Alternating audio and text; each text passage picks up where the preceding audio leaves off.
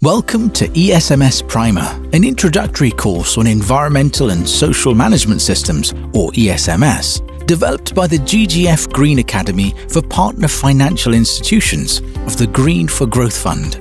This course will familiarise you with the potential environmental and social, or E&S risks facing your portfolio. It will also introduce effective tools you can use to mitigate and manage these risks and enhance the positive impacts of your investments. We hope you find the course useful.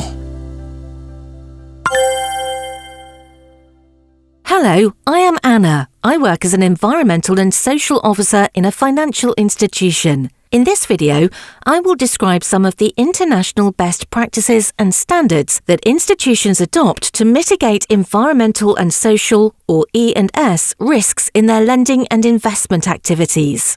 So, let's take a look at how a financial institution can mitigate E&S risks. A client's non-compliance with national environmental, health, safety and labour laws may present a potential risk to the institution. Failure to comply with the relevant E&S laws may lead to negative consequences for the client. For example, the client may be fined by the regulators. Furthermore, the client's reputation may be damaged, which can also result in the loss of customers. This may reduce their profitability and ability to repay the loan. The FI should therefore be aware of the E&S laws of the country in which it operates, and should avoid financing a client whose activities do not comply with the laws. To help bring a client into compliance with the laws, the financial institution can develop a time-bound environmental and social action plan for the client to implement. There are various E&S standards and guidelines developed by international organisations that help financial institutions and their clients implement best practices in different sectors. Let's take a look at a few of the most relevant standards. When international financial institutions, or IFIs, invest in and lend to local financial institutions, they require the local institutions to apply the IFI's E&S standards when providing loans to businesses and financing projects. The World Bank's EHS guidelines provide general and industry-specific examples of good international practices. These are the most common E&S guidelines for private sector projects. The International Finance Corporation's, or IFC, performance standards also provide guidelines for identifying and managing E&S risks, with a focus on private sector investments in emerging markets. There are 8 performance standards that cover E&S risks that financial institutions' clients are required to address through the life of the investment. Performance Standard 1 applies to all projects and requires the development of an integrated E&S risk management system. Performance Standards 2 to 8 establish objectives and requirements for companies to avoid, minimise, offset, or compensate for risks and negative impacts to workers, the environment, and affected communities. There are cross-cutting topics such as climate change, energy, biodiversity and health and safety, which are addressed across multiple performance standards.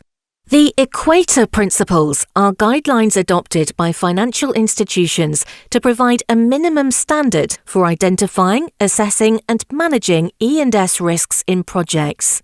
They are based on the IFC performance standards and the World Bank Environmental Health and Safety Guidelines discussed earlier. The International Labour Organization's core labour standards establish 8 fundamental conventions that define individuals' basic rights and labour principles at work.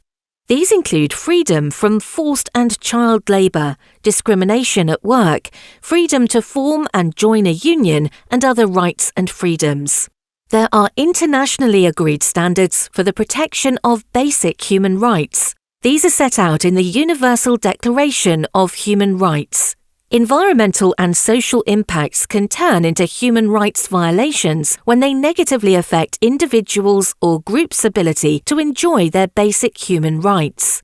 A financial institution might be deemed to be directly linked to adverse human rights impacts through its clients' operations. The United Nations Guiding Principles on Business and Human Rights provide a framework for human rights standards for businesses. The guiding principles rest on 3 pillars and define 1. A government's duty to protect human rights in business operations. 2. Businesses' responsibility to respect human rights. And 3. For both government and businesses to provide remedy in case of violations.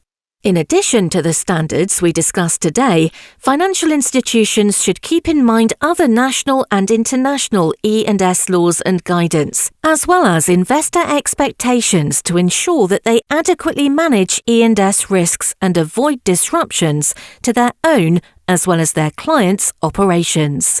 In the next video, we will look at how financial institutions can assess and manage E&S risks.